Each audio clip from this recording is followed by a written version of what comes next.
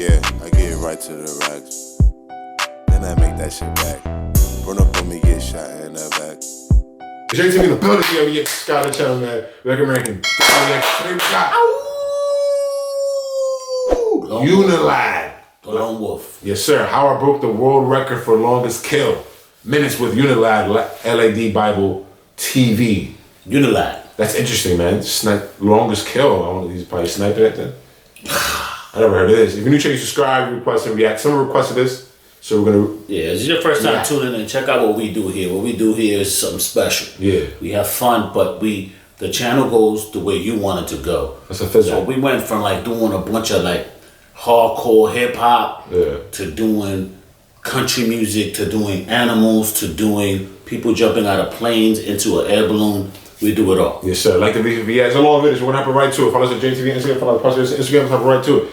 No more talking. I looked up and I could see two guys with a PKM belt-fed Russian machine gun, and they were hammering down on the lads. My rifle only shoots 1,500 meters, so I had to. I call it lob in. I lobbed the bullet in. Damn, lob the bullet in. I never heard of that. 14 minutes with the longest kill. Big man. Word, he's bad big. I shall get tattoos in my arms. Yeah, I can. It was in Iraq. We're in the Maysan Desert, and the Maysan Desert is a vast place, and it's desolate. We were getting scouted by a motorbike. Every time we saw this motorbike, loads of mortars were coming. The artillery and the mortars were getting pretty damn close. And then I got the green light to get him. Take the target out. I saw he was on a motorbike. The hardest bit about the shot was heat shimmer, because if you ever see somebody walking in the desert, they look really tall, and as they come towards you, they shrink to their normal size. Yeah, I always see that in movies. So that's called heat shimmer? I guess. Heat shimmer is your perception of objects in a heated with the heat index. I know he has a lot of trauma. Factoring in. A lot of trauma from. Yeah, I got a lot of respect for these guys. I know a lot of veterans, and you guys serve for your particular country, and I respect that. My dad was a veteran, as a matter of fact. His grandpa. Mm-hmm. But they look really tall, and as they come towards you, they shrink to their normal size. So he was 675 yards away. He should have shot. Missed my first shot. Second shot, I got him, and then I had to go up to the body to see if if he was dead. And I remember walking up to the body. The motorbike, the throttle was stuck in the sand, and the bike was revving, and an AK strapped to it. Damn. And the guy was on the floor, and he passed away. I'd shot him here. He's having trouble saying the story. Weird feeling. You feel like you're in trouble. You feel that's crazy. I just killed someone. I feel in trouble, and that feeling never left you. When I got back to the vehicles, we bagged and tagged the guy. He had loads of int on him. He had been following us for days and days. Oh wow! But people are thanking you, going, "Oh yeah, good shot." Tapping your shoulders, good shot. Good, there's nothing. Good mission there, Craig. Well done. Tapping your shoulders, good shot. Good, good mission there, Craig. Well done. But you just killed someone, and it took easy a week to realise that no one's going to tap on my shoulder and go, "Can we have a quick word? You've done something wrong." But strange feeling. You said the world's strongest. Yes, I do. Yeah. Can you explain that part? You have one and a number two. Now, number two is usually the best sniper because he'll work out all your calculations. He'll work out all the wind, everything you need to know for your scope, and basically then he will tell you to put it in, and all you've got to do is pull the trigger. So number one is probably the best shooter. We've got to understand then that sniping is not all about shooting and killing. The first job of a sniper is to gather lifetime information of the battlefield. So I'd look for my scope. I'd see a bloke come out of his compound with a lady, and I would make up a story. Say, oh, there's Limpy John with his wife, and it keeps your mind occupied. He goes, oh, let's see what Beryl's doing, and then you go over to Beryl. Yeah. Oh, let's see what Bob's doing. Oh yeah, there's Bob doing the same old thing. Yeah, so you're not like daydreaming with it. I like that. Wow. So Because you're only looking through the scope. So you make a storyline. Yeah, you're like, oh, so he's with her. Yeah, I like that. That's fine. Well, let's see what Bob's doing. Oh yeah, there's Bob doing the same old thing, and you get to know their routine. It's like I said, you get to know lifetime information of the battlefield. It's quite hard really, because when you do get to take the target out, you're killing Bob. You know, and you've made a name up for him for the last 4 days. You know, but that's the sort of thing you need to mentally switch off. So when you said you spent, was it 4 days at least in that spot? There for 4 days to start off with, put it that way. And I was in the same position. It was a cat nap for the day, roughly about 15 minutes through the day. You end up pissing. I dug a trough between my legs, and I had sores down here and inside my legs. Obviously, your piss is quite acidic as well. You know. What? But it gets to the point where you do need a poo, and you can't really move. You can't take your eye off the glass. You've got to keep on target. You work as a pair. So you just roll over, and he helps you, basically. We'll put a little Tupperware under your butt. You can't just like go take a break and go take a shit and somebody else get on the scope? How do you sleep? He said he helped you, so what, he wipe your ass for you? I don't know, what the heck? Hold on, what's going on He here? helps you, basically. We'll put a little Tupperware tub under your bum. Off he goes, he'll wipe you, and then... What? He wipe you? Nasty. That's how important snipering is. Yo. So Early on in my snipers last get their talk. ass wiped? We had to give Overwatch for the Afghan army to move into this village. Now the Afghan army were a mixture of British soldiers helping them train. So this was just a mission to go into this village to move insurgents out. My officer was there, and he could see that in the village itself was just full of insurgents, absolutely full of them. And he warned the patrols walking into a kill zone. Now, a kill zone is where it's easy to kill you. Basically, it's a zone of land where it's open, you've got nothing to hide, or nowhere to hide, so I say, and then they can just mow you down, and that's the kill zone. And they moved into this kill zone, and they got opened up on.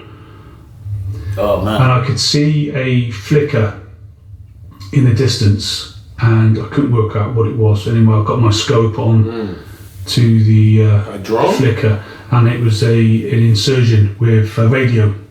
Yeah, and the flicker was the antenna. As I was looking at the lads in the vehicle, see if they were getting out, because no shots were getting fired. I think an insurgent, I know from GTA, a surge is like an armored truck. It's like a bulletproof truck, basically. Well, probably insurgents probably used it, but insurgents are usually your enemy that enters somewhere that they're trying to take over. Or that they're getting close to you, you know? Yeah, whatever. And the lads in the vehicle, those are the comments. See if they were getting out, because no shots were getting fired. I could see random splashes happening, and I was wondering what they were. And I was looking everywhere that I engaged a target, I was looking, couldn't find anything. The only place I didn't look is where I saw the guy with the radio, and I looked up and I could see two guys with a PKM belt-fed Russian machine gun, and they were hammering down on the lads, and it was a long way. It's a big gun. It was 2,475 metres away, which is just over a mile and a half. Now my rifle only shoots 1,500 metres, so I had to... How do you do that? I call it lob in. I lobbed the bullet in. Lobbed in. It took me 9 shots to get there, because I was bracketing, and what bracketing is that you fire the first shot, see where it lands, add a bit more on. Oh, so you get to see all that in the scope? That's fire. Wow. This is a Call of Duty shit. Call of Duty, real duty. This is real duty. What real duty? Fire the first shot, see where it That's lands, fire. add a bit more on, add a bit more on, add a bit more on, until you hit it. And I managed to hit the compound wall. So I fired, and I could see it just hit next to him. So I fired again. As I fired again, he stood up and I hit him here. He fell backwards. And then the second guy stood up and I fired a third shot. And as I fired my third shot, I moved my rifle across and I fired a fourth shot. So now I've got 2 bullets in the air at the same time. Bro, they don't know where that's coming from. That's mad far. Yeah, that's a mile away. Like a mile would be like from here to, it'll take you 3 minutes to run a mile. Yeah. 3 minutes away. Oh my God. So now I've got 2 bullets in the air at the same time. No. Third one missed, fourth one hit him. 8 minute mile? And it hit him in the side. Oh, shit. Yeah, it was 2,475 metres. Now I didn't know I broke the world record. I didn't know at all. I didn't know until my medals parade. Do you feel proud of that? No. Not at all. Doing my job, trying to save 12 guys. That was it. And let's go through some of the other missions you were on. Are there any that stand out in your head as dangerous? One mission, we were in Basra Palace and we got to go to this place called the P-Jock, and the P-Jock basically is just run by 15 people. That's it. And it's next to a prison. And it used to get smashed every single night from 11 o'clock at night till 5 in the morning. It is the gates of hell. Yeah. The gates of hell. And they're trying to release all these insurgents, all these other hierarchy Taliban from this prison.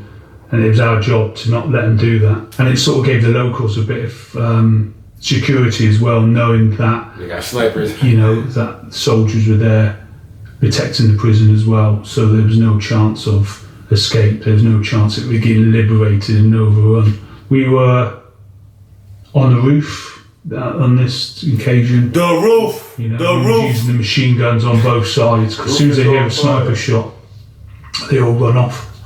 So I told the machine guns to start firing, the Jimpies to start firing, and it masks our shots.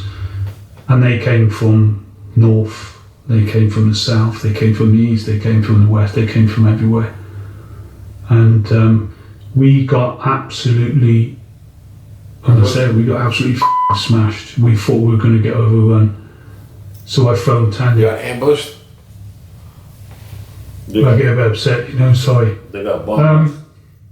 It's hard, man. And Yeah. sharing this, a lot of vets. I phoned her and she answered. And Sad I said to her, I love you, You can think he called back home. Yeah. And then she goes, no. She goes, what's that noise?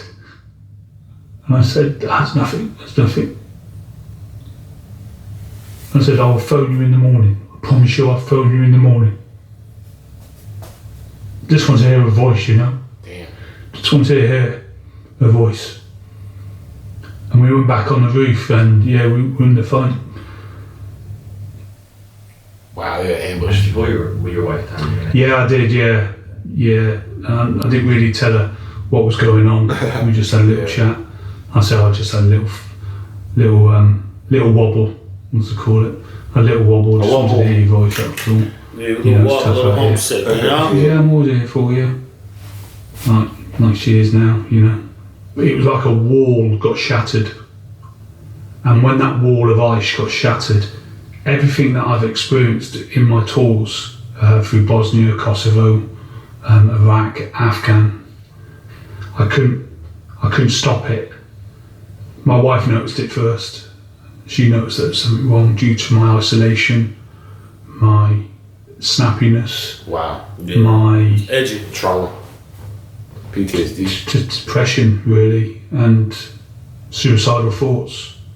Damn. I'm not going to lie, I will cry later because a lot of memories come up, a lot of thoughts. I don't disguise it, I'm a big advocate for PTSD, but I find I'm ashamed to have PTSD, and I'm the first one to admit it. It ruins your sex life, it ruins You said that first. your home life, The most important thing. ruins your friends because no one wants to be around you because you're just miserable.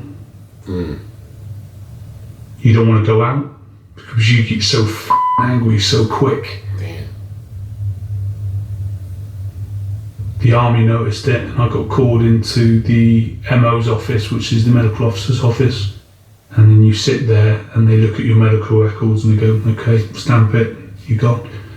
From doing 20 odd years, took half an hour for me to get kicked out. My 20 years. He wasn't happy with the army then. Yeah, I'll say it. My wife, we went to America. The United States, all right? Stayed there for a bit. And my wife went back to England to see her mum. And I nearly shot myself. Oh, wow. I took all the rounds out of the gun and I was practicing where to do it, where I would do it.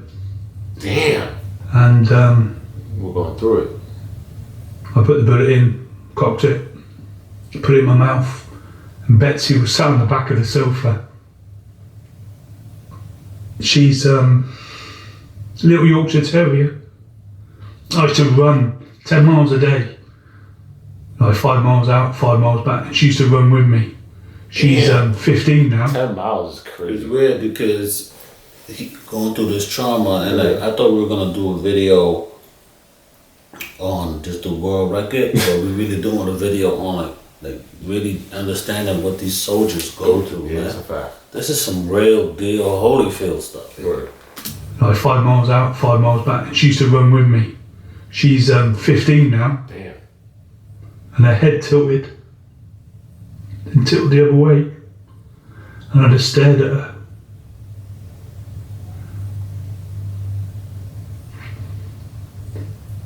Yeah, I sold it, got rid of it. Saved my life. The dog saved his Yeah, life. that's crazy. I wouldn't be here now, either sat talking to you guys or on this planet, if it wasn't for my wife and my dog. And my dog. Yeah. No fucking way. I would have checked out. Yeah. It's hard. Crazy if they go through trauma and all that. Sniper. Damn, man, that's crazy. That was a depressing story. A lot of these are depressing stories. Yeah, it's tough. It shows you that the human mind is so intricate to the body. Just like the heart is important to the body, but your mind got to flow right. That's a fact, man. And you see stuff in life, and it impacts you your whole life. There's no on and off switch, is what I'm saying. People deal with it different. I'm sure there's people who snipe people and walking around fine. Yeah. You know, But some but people this take guy it right here just process it different. Respect to him, though. Yeah, man. Respect to him for sure. Is Jerry TV for your Scout channel? Let us know any Unilad videos you want to see. Follow us on JTV Instagram, follow Posture X on Instagram. We out of here. Okay. Hey, hit the block, catches that slipping, we spinning in that drop. Bullets Tyson biting, fuck, I look like I ain't got a box. Ain't sparing no nigga, he trot me and I'ma pop his top.